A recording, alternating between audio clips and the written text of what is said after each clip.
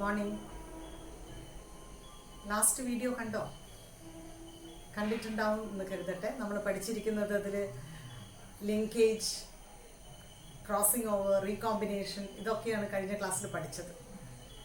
ഇന്ന് നമുക്ക് sex determination in animals എന്ന സബ് ടോപ്പിക്കിലൂടെ ആരംഭിക്കാം. Sex determination in animals.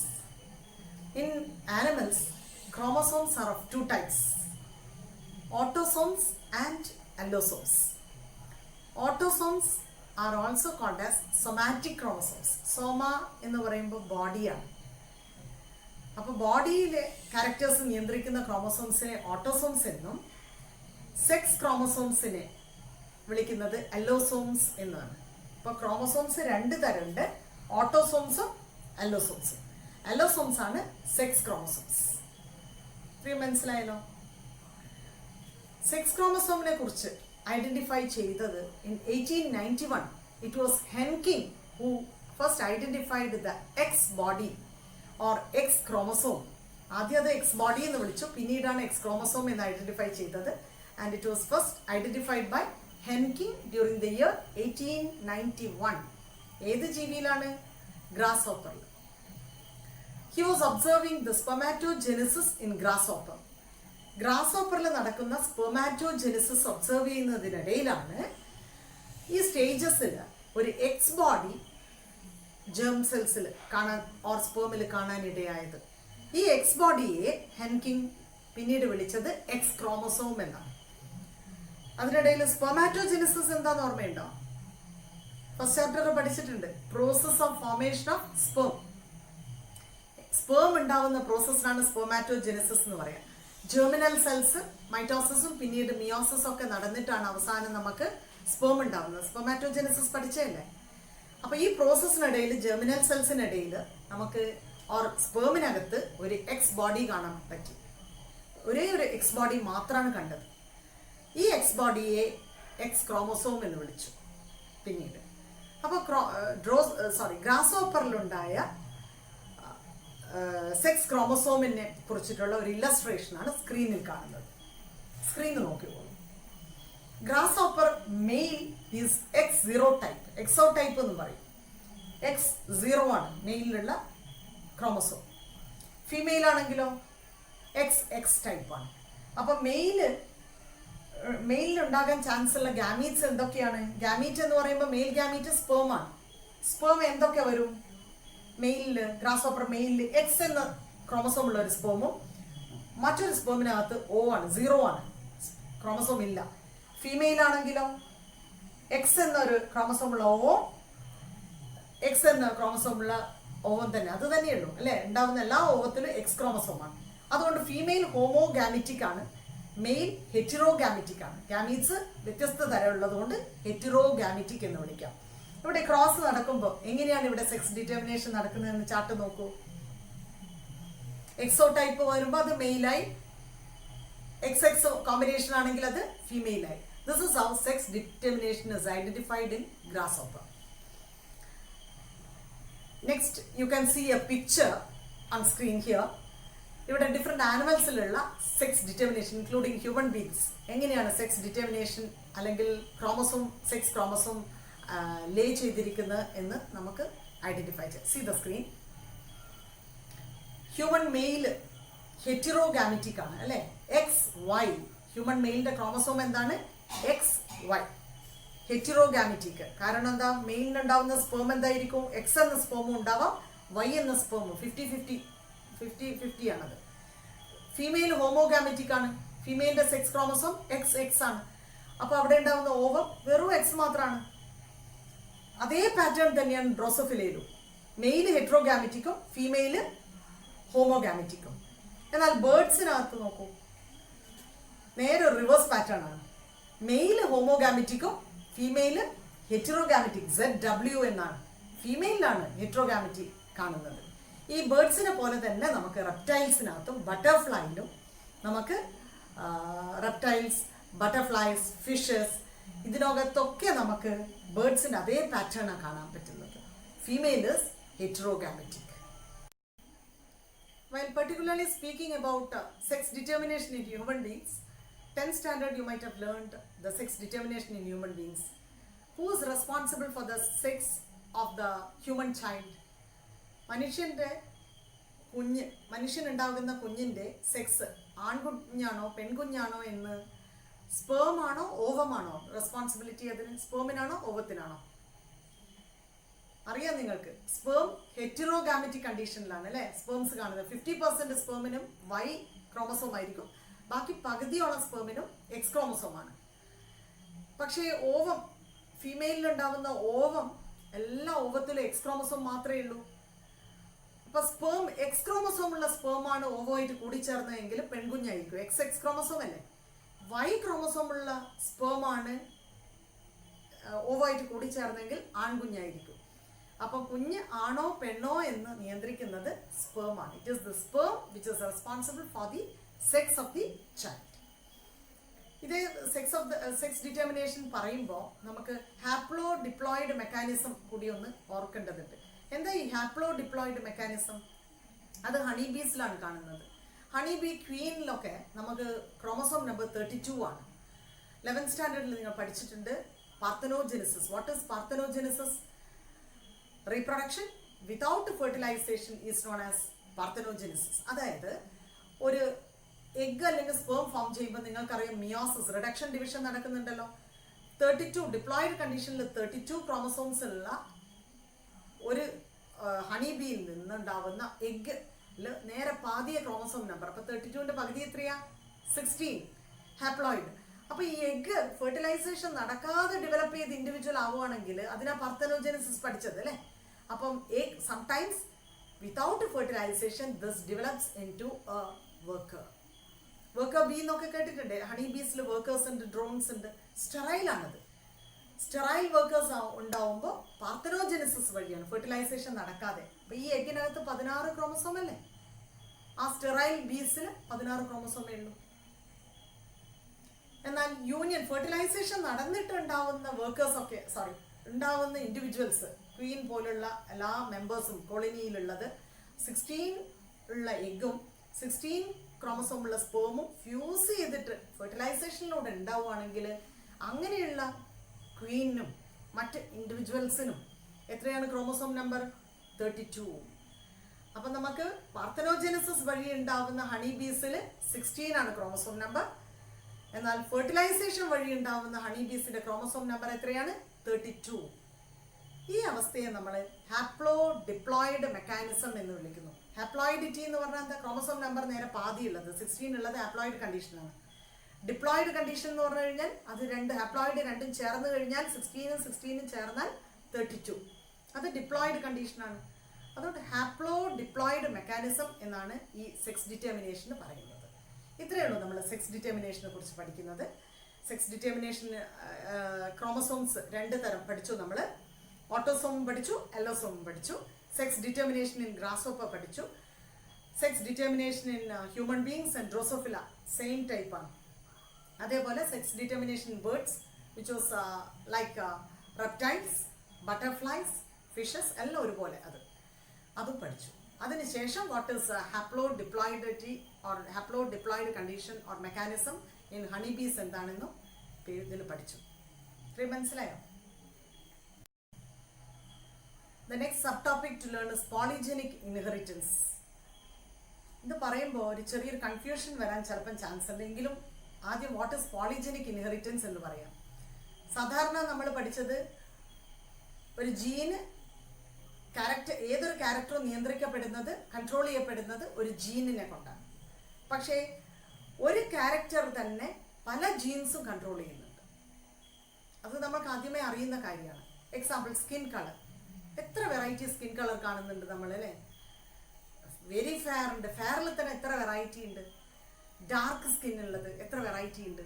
Medium colour എത്ര വെറൈറ്റി ഉണ്ട്. അപ്പോൾ സ്കിൻ കളർ അല്ലെ ഹൈറ്റ്, ടോൾ എന്ന് പറയുന്നത് എത്ര ഹൈറ്റ്, ഏതൊക്കെ ലെവലിലാണ് നമ്മൾ ടോൾ എന്ന് പറയുന്നുണ്ട്. ഡ്വാഫ് എന്ന് പറയുന്നത് എല്ലാവരും ഒരേ ഹൈറ്റ് ആണോ? അല്ല. അപ്പോൾ ഇത്തരം ക്യാരക്ടേഴ്സ്, ചില ക്യാരക്ടേഴ്സ് കൺട്രോൾ, ഹെയർ ടൈപ്പ്, ഇതൊക്കെ കൺട്രോൾ ചെയ്യാൻ ഡിഫറെൻറ്റ് ജീൻസ് ആർ എൻഗേജ്ഡ്. പലതരത്തിലുള്ള ജീൻസാണ്, അല്ലെങ്കിൽ മോർ ദാൻ 1 ജീനാണ് ചില ക്യാരക്ടേഴ്സ് കൺട്രോൾ ചെയ്യുന്നത്. This condition is known as polygenic inheritance. ഈ അവസ്ഥയെയാണ് എന്ത് വിളിക്കുന്നത്? ഇത്തരം ജീൻസിനെയാണ് ഈ അവസ്ഥ, ഒരുപാട് ജീൻസ് ഒരു ക്യാരക്ടറിനെ നിയന്ത്രിക്കുന്നതിന് ആണ് പോളിജെനിക് ഇൻഹെറിറ്റൻസ് എന്ന് പറയുന്നത്. ഈ സമയത്ത് നിങ്ങൾ ഒരു ചെറിയ കൺഫ്യൂഷൻ, മൾട്ടിപ്പിൾ അലീൽസ് എന്താണെന്ന്. ഒരു ജീനിനകത്ത് നമ്മൾ 2 ട്രെയ്റ്റ്സ് പഠിച്ചാൽ 2 അലീൽസ് ആണ് അല്ലേ, 2 ട്രെയ്റ്റ്, ഓരോ ട്രെയ്റ്റിനെ നിയന്ത്രിക്കുന്നത്. അപ്പോൾ സാധാരണ ഒരു ഹൈറ്റ് എന്നൊക്കെ പറയുമ്പോൾ നമ്മൾ 2 അലീലാണ് പഠിച്ചിരിക്കുന്നത്. പക്ഷേ ബ്ലഡ് ഗ്രൂപ്പിൻ്റെ കാര്യത്തിൽ, ഹ്യൂമൻ ബ്ലഡ് ഗ്രൂപ്പിൻ്റെ കാര്യത്തിൽ 3 അലീൽസ് ആണ് ഇവിടെ കാണപ്പെടുന്നത്, 3 ട്രെയ്റ്റ്സ് ആയിട്ട്. ആ അവസ്ഥയാണ് നമ്മൾ എന്ത് വിളിക്കുന്നത്? Multiple allelism. ഇവിടെ നമ്മൾ ഇന്ന് പഠിച്ചിരിക്കുന്നത് പോളിജെനിക് ഇൻഹെറിറ്റൻസ്. അത് രണ്ടും കൺഫ്യൂസ്ഡ് ആവരുത്. ഇനി നമ്മൾ മറ്റൊരു സബ് ടോപ്പിക്കിലേക്ക് പോവാണ്, mutation. What is mutation? The sudden changes in the genetic makeup of an organism is called mutation. ഒരു ജീവിയുടെ ജീൻസിനകത്ത്, ജനിതക ഘടനയിൽ ചെറിയൊരു പെട്ടെന്നുണ്ടാകുന്ന മാറ്റത്തെയാണ് മ്യൂട്ടേഷൻ എന്ന് വിളിക്കുന്നത്. And this mutation may result in the change in phenotype. ഈ ജീവിയുടെ ഫീനോടൈപ്പിലും മാറ്റങ്ങൾ വരുത്തുന്നതായിരിക്കും മ്യൂട്ടേഷൻസ്. ജീനോടൈപ്പിൽ ഉണ്ടാകുന്ന സഡൻ ചേഞ്ചസ് ആണ് പിന്നീട് ഫീനോടൈപ്പിനെയും ഇഫക്റ്റ് ചെയ്യുന്നത്. അപ്പം what is the reason for mutation? Mutation ഉണ്ടാവാനുള്ള കാരണം എന്താണ്? The factors which cause mutation or the agent which cause mutation is known as mutagens. Mutation സംഭവിപ്പിക്കുന്ന ഏജൻസിനാണ് എന്ത് വിളിക്കുന്നത്? Mutagens. Mutagens can be physical, chemical or biological. ഇങ്ങനെ classify ചെയ്തിട്ടുണ്ട്. ഈ മ്യൂട്ടാജൻസ് ഫിസിക്കൽ ആവാം, കെമിക്കൽ ആവാം, അല്ലെങ്കിൽ ബയോളജിക്കൽ ഫാക്ടർ ആവാം. ഫിസിക്കൽ ഫാക്ടർ എന്ന് പറയുമ്പോൾ it can be temperature or radiations like UV radiation, gamma rays, ultraviolet rays. ഇങ്ങനെയുള്ള റേഡിയേഷൻസും ചിലപ്പം മ്യൂട്ടേഷൻ കോസ് ചെയ്യാം. Chemical mutagens include some chemicals like colchicine, phenol, formaldehyde, nitrous acid. ഇങ്ങനെ ഒരുപാട് കെമിക്കൽസ് മ്യൂട്ടേഷൻ കോസ് ചെയ്യാൻ സാധ്യതയുണ്ട്. ബയോളജിക്കൽ ഫാക്ടേഴ്സ് ഒരുപാടുണ്ടെങ്കിലും സ്ട്രെസ് ഒരു factor കൂടിയാണ് മ്യൂട്ടേഷൻ കോസ് ചെയ്യാൻ. So the factors or the agent which cause mutation is called mutagens. ഈ ഏജൻസിനെ നമ്മൾ പൊതുവായി എന്താ വിളിക്കുക? മ്യൂട്ടാജൻസ് എന്നാണ് വിളിക്കുന്നത്. അപ്പോൾ ഇനി മ്യൂട്ടേഷൻ എങ്ങനെയാണ് സംഭവിക്കുന്നത് അതാണ് നോക്കേണ്ടത്. എങ്ങനെയാണ് മ്യൂട്ടേഷൻ സംഭവിക്കുന്നത്? മ്യൂട്ടേഷൻ ഉണ്ടായിക്കഴിഞ്ഞാൽ there will be changes in the chromosome pattern. ക്രോമസോമിനകത്ത് ചെറിയ ചേഞ്ചസ് വരുവാണ് മ്യൂട്ടേഷൻ കൊണ്ടുണ്ടാവുന്നത്. So how does it happen? എങ്ങനെയാണ്? അതാണ് അറിയേണ്ടത്. അതായത് നമ്മൾ 10th സ്റ്റാൻഡേർഡിൽ പഠിച്ചിട്ടുണ്ടല്ലോ DNA സ്ട്രക്ചർ, ഡബിൾ സ്റ്റാൻഡേർഡ് സ്ട്രക്ചറാണ്. അവിടെ നമ്മൾ ബേസ് പാരിങ് പഠിച്ചിട്ടുണ്ടോ? ATGC പാരിങ് പഠിച്ചിട്ടില്ലേ? അപ്പം ഒന്നുകിൽ ഈ സിംഗിൾ ന്യൂക്ലിയോടൈഡ് ഡിലീറ്റ് ആയി പോവാം, ബേസ് പാർ ഒന്ന് ഡിലീറ്റ് ആവാം, അല്ലെങ്കിൽ ബേസ് പാർ ഒന്ന് അഡിഷൻ സംഭവിക്കാം, ഇൻസേർഷൻ. ഇങ്ങനെ മ്യൂട്ടേഷൻ സംഭവിക്കും. അല്ലെങ്കിൽ ഒരു ചെയിൻ ഓഫ്, ഒരു സെറ്റ് ഓഫ് ബേസ് പാസ്, ഒരു 3-4 ബേസ് പാസ് അവിടെ നിന്ന് ഡിലീറ്റ് ആയി പോയേക്കാം DNA-യിൽ നിന്ന്. അല്ലെങ്കിൽ ഒരു set of base pairs included ആവാം. In mutation fragment of DNA or segment of DNA may be inserted or deleted. ഒന്നുകിൽ ഇൻസേർട്ടഡ് ആവും, കൂടിച്ചേർന്ന് അധികം വന്നേക്കാം, അല്ലെങ്കിൽ സെഗ്മെന്റ് ഓഫ് DNA ഇതിൽ നിന്ന് സ്ട്രാൻഡിൽ നിന്ന് ഡിലീറ്റ് ആയി പോവാം. ഈ കാരണങ്ങളാൽ ക്രോമസോമിൽ ഉണ്ടാവുന്ന സ്ട്രക്ചറൽ വേരിയേഷനാണ് മ്യൂട്ടേഷനായി മാറുന്നത്. മ്യൂട്ടേഷൻ കോസ് ചെയ്യുന്ന ഏജൻസിനെ നമ്മൾ മ്യൂട്ടാജൻസ് എന്ന് വിളിക്കുന്നു. Mutation can be classified into different types. പല തരത്തിലുള്ള മ്യൂട്ടേഷൻ ഉണ്ട്. Based on its location, on which cell mutation is happening.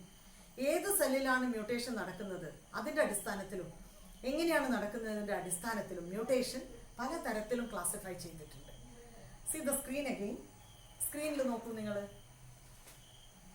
Zygotic mutation. Zygote എന്താണെന്ന് അറിയാലോ? സൈഗോട്ടിൽ നടക്കുന്ന മ്യൂട്ടേഷന് സൈഗോട്ടിക് മ്യൂട്ടേഷൻ. ഗാമീറ്റ്സിൽ മ്യൂട്ടേഷൻ നടക്കുകയാണെങ്കിലോ സ്പേമിൽ മ്യൂട്ടേഷൻ നടക്കാം, ഓവത്തിൽ മ്യൂട്ടേഷൻ നടക്കാം. ഗാമീറ്റിക് മ്യൂട്ടേഷൻ. സ്പെർമാറ്റോജെനസിസ്, ഊജെനസിസ് ഒക്കെ പഠിച്ചിട്ടില്ലേ? ഈ ഗാമീറ്റ്സ് ഉണ്ടാവുന്നതിന് മുൻപ് നമുക്ക് ജെർമിനൽ സെൽസിന്റെ spermatogonial cells undergoes mitosis meiosis എന്നൊക്കെ പഠിച്ചിട്ടുണ്ട്.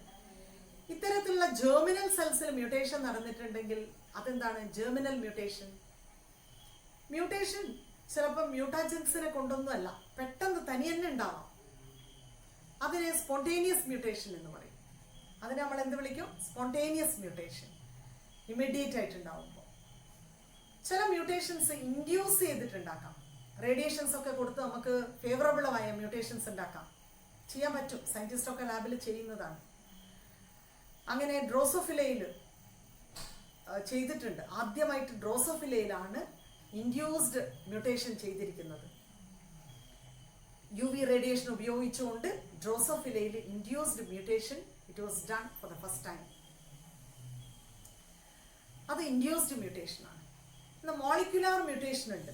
മോളിക്യുലാർ ലെവലിൽ നടക്കുന്ന മ്യൂട്ടേഷൻസ് ആണ് molecular mutations. Molecular mutations can be, അതും വീണ്ടും നമുക്ക് തരംതിരിക്കാം. എങ്ങനെയായിട്ടാണ്? പോയിന്റ് മ്യൂട്ടേഷൻ ഉണ്ട്, ഫ്രെയിം ഷിഫ്റ്റ് മ്യൂട്ടേഷൻ ഉണ്ട്. പോയിന്റ് മ്യൂട്ടേഷൻ എന്ന് പറയുന്നത് single base pair. Base pair വീണ്ടും ഞാൻ ഓർമ്മിപ്പിക്കുന്ന നമ്മുടെ DNA സ്ട്രക്ചറിൽ AT അഡിനൈൻ തൈമിൻ ഒരു ബേസ് പെയർ ആണ്. ഗ്വാനൈൻ സൈറ്റോസിൻ അത് മറ്റൊരു ബേസ് പെയർ ആണ്. ഓർമ്മയില്ലേ? 10th സ്റ്റാൻഡേർഡിൽ പഠിച്ചത്, ഇനിയും പഠിക്കാൻ പോകുന്നുണ്ട്. ഈ സിംഗിൾ ബേസ് പെയർ ഒന്നുകിൽ ഒറ്റൊരു ബേസ് പെയർ AT എന്നുള്ള ബേസ് പെയർ ഒന്നുകിൽ ഡിലീറ്റ് ആയി പോകും, DNA ചെയിനിൽ നിന്ന് ഡിലീറ്റ് ആയി പോവാം. അല്ലെങ്കിൽ ഒരു പുതിയൊരു സിംഗിൾ ബേസ് പെയർ ഇതിൽ ആഡ് ചെയ്യപ്പെടുക. ഇങ്ങനെ ഒരു സിംഗിൾ ബേസ് പെയറിൽ ചേഞ്ച് വരുമ്പോൾ ആ മ്യൂട്ടേഷനെയാണ് നമ്മൾ എന്ത് വിളിക്കുന്നത്? Point mutation. അത്തരം മ്യൂട്ടേഷൻ എന്താ വിളിക്കുന്നത്? Point mutation. എന്നാൽ കുറച്ച് ബേസ് പെയർസ്, കുറച്ച് 3-4 അല്ലെങ്കിൽ ഒരു set of base pairs delete ആവുക അല്ലെങ്കിൽ ഇൻസേർട്ടഡ് ആവുക DNA-ക്കകത്ത്, അത്തരത്തിലുള്ള മ്യൂട്ടേഷനാണ് നമ്മൾ വിളിക്കുന്നത് ഫ്രെയിം ഷിഫ്റ്റ് മ്യൂട്ടേഷൻ. അതിനെന്താ വിളിക്കുന്നത്? Frame shift mutation. അപ്പോൾ മോളിക്യുലാർ മ്യൂട്ടേഷൻസിൽ നമുക്ക് കാണാൻ പറ്റുന്ന മോളിക്യുലാർ ലെവലിലാണ്, ചേഞ്ചസ് ഇൻ ദ മോളിക്യുലാർ ലെവലാണ്, അല്ലെ mutation happening in the molecular level. അതിൽ പോയിന്റ് മ്യൂട്ടേഷൻ ഉണ്ട്, ഫ്രെയിം ഷിഫ്റ്റ് മ്യൂട്ടേഷൻ ഉണ്ട്. അങ്ങനെ മ്യൂട്ടേഷൻ ഒരുപാട് കാറ്റഗറൈസ് ചെയ്തിട്ട് നമുക്ക് കേൾക്കാൻ പറ്റും. അതേപോലെ മ്യൂട്ടേഷൻ നമ്മൾ പഠിച്ചിട്ടുണ്ട്, it causes phenotypic effect, changes in phenotype of the organism. Mutation ഫീനോടൈപ്പിൽ മാറ്റം വരുത്തില്ല. ഈ ഫീനോടൈപ്പിൽ നമ്മുടെ അപ്പിയറൻസിൽ അല്ലെങ്കിൽ ക്യാരക്ടറിൽ വലിയൊരു മാറ്റം സംഭവിക്കുകയാണെങ്കിൽ അത് മാക്രോ മ്യൂട്ടേഷൻ. എന്നാൽ ചെറിയ സ്ലൈറ്റ് ചേഞ്ച് ഇൻ ഫിനോടൈപ്പാണ് മ്യൂട്ടേഷൻ കൊണ്ട് സംഭവിക്കുന്നതെങ്കിലോ അതിനെ നമുക്ക് മൈക്രോ മ്യൂട്ടേഷൻ എന്ന് വിളിക്കാം. Likewise mutation sometimes it is lethal, അല്ലേ? UV റേഡിയേഷൻ കൊണ്ട് സ്കിൻ ക്യാൻസർ വരുന്നൊക്കെ നമ്മൾ ഇതിനു മുൻപ് പേപ്പറിലൊക്കെ വായിച്ചിരുന്നു. 12 മണി തൊട്ട് 3 മണി വരെയുള്ള വെയിലൊന്നും കൊള്ളാൻ പാടില്ല, UV റേഡിയേഷൻസ് ഉണ്ടാവുന്നൊക്കെ. ഈ റേഡിയേഷൻ സ്കിന്നിൽ വന്ന സ്കിൻ ക്യാൻസറിന് ചാൻസ് ഉണ്ട്. അതെങ്ങനെയാണ്? മ്യൂട്ടേഷൻ വന്നിട്ട്. അപ്പോൾ അത് ഏത് തരത്തിലുള്ള മ്യൂട്ടേഷൻ ആക്കാം? നമുക്ക് ഗുണകരമാണോ അത് സ്കിൻ ക്യാൻസറിനോ? അതൊരു അല്ലേ ഒരു നെഗറ്റീവ് ഇമ്പാക്റ്റ് ആണ് വരുന്നത്. അതിനെ നമുക്ക് ലീത്തൽ മ്യൂട്ടേഷൻ എന്ന് വിളിക്കാം. ബെനിഫിഷ്യലായ മ്യൂട്ടേഷൻസും. So mutations can be categorized in to a wide range. അപ്പോൾ മ്യൂട്ടേഷനെ കുറിച്ച് നമ്മൾ എന്താ പഠിച്ചിരിക്കുന്നത്? Next sub topic to learn is genetic disorder. ജനിതക വൈകല്യം. ജെനറ്റിക് ഡിസോർഡറിന് ജനിതക വൈകല്യം. ഇത് ജീൻസിലൂടെ ഇതുകൊണ്ട് നമുക്ക് പാരമ്പര്യമായി കിട്ടുന്ന ഒരു വൈകല്യത്തെയാണ് നമ്മൾ എന്ത് വിളിക്കുന്നത്? Genetic disorder. ജെനറ്റിക് ഡിസോർഡറിൽ ഡീപ്പായിട്ട് വരുന്നതിന് മുൻപ് എന്താണ് പെഡിഗ്രി അനാലിസിസ് എന്ന് പറഞ്ഞുകൊണ്ട് നമുക്ക് അതിലേക്ക് എത്താം. Pedigree analysis is nothing but finding out the family tree. ഒരു ഫാമിലി ട്രീ മേക്കപ്പ് ചെയ്യണം. എന്തിനു വേണ്ടിയിട്ടാണ് ഈ ഫാമിലി ട്രീ മേക്കപ്പ് ചെയ്യുന്നത്? To find out the pattern of inheritance of characters. സ്വഭാവങ്ങൾ അല്ലെങ്കിൽ വൈകല്യങ്ങൾ എങ്ങനെയാണ് തലമുറകളായി ഇൻഹെറിറ്റ് ചെയ്ത് വരുന്നത് എന്ന് കണ്ടുപിടിക്കാനുള്ള ഒരു മാർഗമാണ് Pedigree analysis. Pedigree analysis is nothing but making up a family tree to identify the inheritance of characters from generation after generation. തലമുറകളായി വരുന്ന ക്യാരക്ടേഴ്സിന്റെ ഇൻഹെറിറ്റൻസിനെ കണ്ടെത്താൻ വേണ്ടിയിട്ടുള്ള ഒരു മാർഗമാണ് Pedigree analysis. Pedigree, the output of Pedigree is in the form of A chart. ഒരു ചാർട്ടാണ്. ഇവിടെ നമുക്ക് സ്ക്രീനിൽ കാണാൻ പറ്റും ഈ ചാർട്ട് എങ്ങനെയൊക്കെയാണ് അത് മേക്കപ്പ് ചെയ്യുന്നത്. The circle represents female, square represents male, a horizontal line which connects the circle with the square is the marriage between female and male. If this horizontal line between male and female is there is a double line, രണ്ട് lines ഉണ്ട് ഈ female മെയിലിൻ്റെ ഇടയിലെങ്കിൽ, that means consanguineous marriage. അതെന്താ സൂചിപ്പിക്കുന്നത്? Consanguineous marriage. എന്താ ഈ consanguineous marriage? That is the marriage between close relatives, അടുത്ത ബന്ധുക്കൾക്കിടയിലുള്ള തമ്മിലുള്ള കല്യാണത്തിനാണ് കൺസാങ്ഗ്വീനിയസ് മാരേജ് എന്ന് പറയുന്നത്. അപ്പോൾ എങ്ങനെയാണ് ഓഫ് സ്പ്രിങ്സിനെ നമ്മൾ ഐഡന്റിഫൈ മാർക്ക് ചെയ്യുക അല്ലെങ്കിൽ റെപ്രസെന്റ് ചെയ്യുന്നത്? See here, offsprings are suspended from the horizontal line. ഇങ്ങനെയുള്ള ഹൊറിസോണ്ടൽ ലൈനിൽ നിന്ന് ഒരു വെർട്ടിക്കൽ ലൈന് സസ്പെൻഡ് ചെയ്ത് വെച്ചിരിക്കുന്നത്, അവിടെയാണ് നമ്മൾ ഓഫ്സ്പ്രിങ്സിനെ കാണുന്നത്. ഇനി ഞാൻ നേരത്തെ പറഞ്ഞു, തലമുറകളായി നമ്മൾ ഇൻഹെറിറ്റൻസ് ഓഫ് ക്യാരക്ടേഴ്സ് ഐഡന്റിഫൈ ചെയ്ത് മാർക്ക് ചെയ്ത് വരികയാണ് അല്ലെ, ഐഡന്റിഫൈ ചെയ്ത് വരുവാണ്. അപ്പോൾ തലമുറകളായിട്ട് ഓരോ തലമുറയിലും each generation is marked with Roman letter 1, 2, 3 എന്ന റോമൻ ലെറ്ററിലൂടെ നമ്മൾ മാർക്ക് ചെയ്യുകയാണ് ചെയ്യുന്നത്. ഇങ്ങനെയൊക്കെയാണ് സിമ്പിൾസ് നമ്മൾ പെഡിഗ്രി അനാലിസിസിൽ ഉപയോഗിക്കുന്നത്. എന്തിനു വേണ്ടിയാണ് pedigree analysis? It is to find out the inheritance of characters or inheritance of genetic disorders. ഒന്നുകിൽ ജെനറ്റിക് ഡിസോർഡേഴ്സ് എങ്ങനെയാണ് പാരമ്പര്യമായി ഓരോ തലമുറയിലേക്ക് എത്തുന്നത് എന്ന് കണ്ടെത്താനുള്ള ഒരു എളുപ്പമാർഗമാണ്, ഒരു ചാർട്ടാണ്, അല്ലെങ്കിൽ ഒരു ഫാമിലി ഹിസ്റ്ററിയാണ് പെഡിഗ്രി അനാലിസിസ്. മനസ്സിലായത്? Now let us come back to genetic disorder. ജനിതക വൈകല്യത്തിലേക്ക് വീണ്ടും ഒന്ന് നോക്കാം. Genetic disorders are of 2 types. 2 തരം ജെനറ്റിക് ഡിസോർഡേഴ്സ് ഉണ്ട്. സ്ക്രീനിൽ നോക്കിക്കോളൂ. Genetic disorders of 2 types: Mendelian disorder and chromosome disorder. Mendelian disorder or chromosome disorder. What is Mendelian disorder? Mendelian disorder is caused due to the change in single gene. ഒരു ജീനിൽ ഉണ്ടാവുന്ന തകരാറ് കൊണ്ടോ മാറ്റം കൊണ്ടോ, അതായത് ഇൻസേർഷനോ ഡിലീഷനോ കൊണ്ടോ ഉണ്ടാവുന്ന ജനിതക വൈകല്യമാണ് മെൻഡീലിയൻ ഡിസോർഡർ. അതിൻ്റെ ഇൻഹെറിറ്റൻസ് മെൻഡീലിയൻ പാറ്റേണിൽ തന്നെയായിരിക്കും. മെൻഡീലിയൻ ലോസ് പഠിച്ചിട്ടില്ല നമ്മൾ, അത് ആ ഒരു രീതിയിൽ തന്നെയായിരിക്കും. എന്നാൽ ക്രോമസോമൽ ഡിസോർഡർ എങ്ങനെയാണ് വരുന്നത്? അത് due to defect in chromosome. Defect എന്ന് പറഞ്ഞു കഴിഞ്ഞാൽ due to the non disjunction of chromosomes. അതെങ്ങനെയാണെന്നൊന്ന് പറഞ്ഞു തരാം. നമ്മൾ ലോ ഓഫ് സെഗ്രിഗേഷൻ പഠിച്ചിട്ടുണ്ട് അല്ലേ? ഡ്യൂറിങ് ഗാമീറ്റ് ഫോർമേഷൻ സമയത്ത് ദ 2 alleles, ഒരു ജീനകത്ത് 2 allele ഉണ്ടാവുമല്ലോ അല്ലേ? the genes they segregate and separate and enter each gamete. ഓരോ ഗാമീറ്റിനകത്തും കയറുന്നു. പഠിച്ചിട്ടില്ലേ ഇത്? ഈ സെഗ്രിഗേഷനും സെപ്പറേഷനും ഫെയിൽ ആവുക, നോൺ ഡിസ്ജങ്ഷൻ, ഈ അവസ്ഥയ്ക്ക് എന്താ പറയുക? നോൺ ഡിസ്ജങ്ഷൻ ഓഫ് ക്രോമസോംസ് അല്ലെങ്കിൽ അലീൽസ്. നോൺ ഡിസ്ജങ്ഷൻ സംഭവിച്ചു കഴിഞ്ഞാൽ ഈ അലീൽസ് മുഴുവൻ എവിടെ പോയി നിൽക്കും? ഒരു സെക്സലിനകത്ത്, സ്പേമിനകത്ത് തന്നെ 2 വന്നിരിക്കുന്നു വിചാരിക്കും. അടുത്ത സ്പേമിനകത്ത് വരുന്നുണ്ട്, നോൺ ഡിസ്ജങ്ഷൻ സംഭവിക്കുക, 2 ഇതിനകത്ത് വന്നുകൊണ്ട് അടുത്ത സ്പേം അല്ലെങ്കിൽ സെക്സല് ബ്ലാങ്ക് ആണ്, ദർ ഇസ് നോ ക്രോമസോം. അപ്പൊ ഈ 2 ഓവമായിട്ട് ക്രോസ് ചെയ്ത ക്രോമസോം നമ്പർ ഒന്ന് കൂടുമല്ലോ. അതേസമയത്ത് ഇവിടെ ക്രോമസോം ഇല്ല. ഇത് ഓവമായിട്ട് ക്രോസ് ചെയ്ത് കഴിഞ്ഞാൽ, ഫ്യൂസ് ചെയ്ത് കഴിഞ്ഞാൽ ക്രോമസോം നമ്പർ ഒന്ന് കുറഞ്ഞു പോവല്ലോ. ഇപ്പൊ നോൺ ഡിസ്ജങ്ഷൻ കൊണ്ട് ക്രോമസോം നമ്പർ ഒന്നുകിൽ കൂടുക അല്ലെങ്കിൽ ക്രോമസോം നമ്പർ ഒന്ന് കുറഞ്ഞു പോവുക. ഈ അവസ്ഥയെയാണ് നമ്മൾ ക്രോമസോം ഡിസോർഡർ, ക്രോമസോമൽ ഡിസോർഡർ എന്ന് പറയുന്നത്. ഒന്നുകൂടെ, genetic disorder is classified into 2 types: Mendelian disorder and chromosomal disorder. Examples for Mendelian disorder. ഏതൊക്കെ രോഗങ്ങൾ അല്ലെ തകരാറുകളാണ് നമ്മൾ മെൻഡീലിയൻ ഡിസോർഡറിൽ പെടുത്തിയിരിക്കുന്നത് നോക്കാലോ. Sickle cell anaemia, haemophilia, phenylketonuria, colour blindness, cystic fibrosis, thalassaemia. ഇത്രയും ഡിസോർഡേഴ്സ് മെൻഡീലിയൻ ഡിസോർഡറിൽ വരുന്നതാണ്. ക്രോമസോമൽ ഡിസോർഡേഴ്സ് ഒന്ന് നോക്കിക്കോളൂ. എന്തൊക്കെ എക്സാമ്പിൾസ് എന്ന്? Klinefelter syndrome, Turner syndrome, Down syndrome. 3ന്റെയും കൂടെ മൂന്നിനും സിൻഡ്രോം എന്ന് കാണുന്നുണ്ട് അല്ലേ. Klinefelter syndrome, Turner's syndrome. What is a syndrome? എന്താണ് ഈ syndrome? Is a syndrome different from disease? സിൻഡ്രോമും ഡിസീസും തമ്മിൽ വ്യത്യാസമുണ്ടോ? Yes, it is entirely different from disease.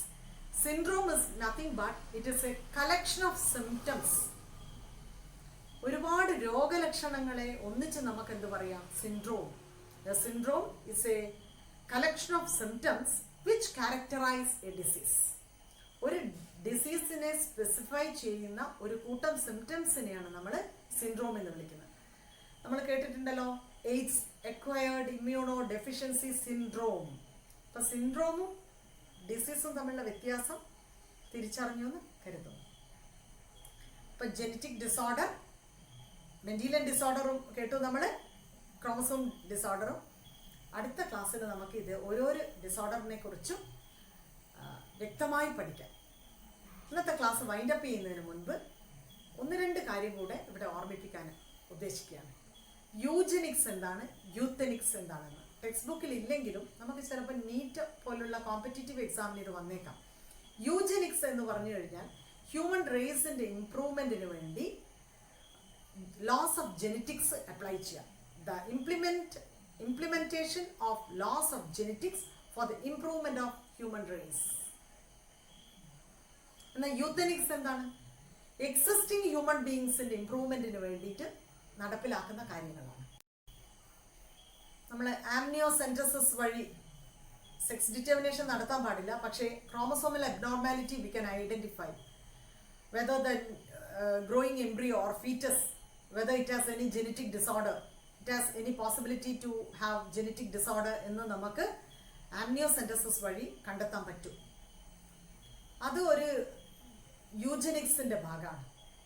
അതായത് eugenics is the application of laws of genetics for the enrichment of human species. In the euthanics, it is for the existing human beings, for the improvement of existing human beings.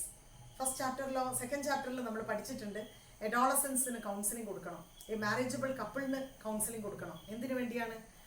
Adolescents um marriageable couple okay, they must know the importance of life, they must know the importance of having a single sexual partner അല്ലേ, sexually transmitted ഡിസീസിനെ കുറിച്ച് അറിയണം. ഇങ്ങനെ ഒരുപാട് കാര്യങ്ങൾ, pregnant woman should get counselling, ഇതൊക്കെ യൂത്തനിക്സിൻ്റെ ഭാഗമാണ്. അപ്പോൾ I think it is clear the difference between eugenics and euthenics. അത് രണ്ടും വ്യക്തമായി എന്ന് കരുതുക. ഇന്ന് നമ്മൾ എന്തൊക്കെയാണ് പഠിച്ചത്? സെക്സ് ഡിറ്റർമിനേഷൻ ഇൻ ആനിമൽസ് പഠിച്ചു, പിന്നെ മ്യൂട്ടേഷൻ എന്താണെന്ന് പഠിച്ചു, മ്യൂട്ടാജൻസ് എന്താണെന്ന് പഠിച്ചു, ഡിഫറെൻറ്റ് ടൈപ്സ് ഓഫ് മ്യൂട്ടേഷനും അതിൽ തന്നെ point mutation and frame shift mutation പഠിച്ചു. അതിനുശേഷം ക്രോമസോം ഡിസോർഡറിൽ പെഡിഗ്രി അനാലിസിസ് പഠിച്ചിട്ടുണ്ട്. മെൻഡിലിയൻ ഇൻഹെറിറ്റൻസും ക്രോമസോം ഡിസോർഡറും എന്താണെന്ന്, നമ്മൾ മെൻഡിലിയൻ ഡിസോർഡറും ക്രോമസോം ഡിസോർഡറും തമ്മിലുള്ള വ്യത്യാസം എന്താണെന്നും അത് ഓരോന്നിനും എക്സാമ്പിൾസ് ഇന്ന് കണ്ടു. ഫൈനലി യൂജനിക്സ് എന്താണെന്നും യൂത്തനിക്സ് എന്താണെന്നും നമ്മൾ ഡിഫറൻസ് മനസ്സിലാക്കി. അപ്പോൾ ഇതോടുകൂടി ഇന്നത്തെ വീഡിയോ ഇവിടെ അവസാനിപ്പിക്കട്ടെ. ഇത് വ്യക്തമായി കാണുമെന്ന് കരുതുകയാണ്. അവസാനിക്കുന്നത് വരെ വളരെ പീസ്ഫുള്ളായിരുന്നു കാണുക. നിങ്ങൾക്ക് എക്സാമിനൊക്കെ യൂസ്ഫുള്ളായി മാറട്ടെ ഇതെന്ന് ആശംസിക്കുന്നു. അടുത്ത വീഡിയോയിൽ നമുക്ക് കാണാം.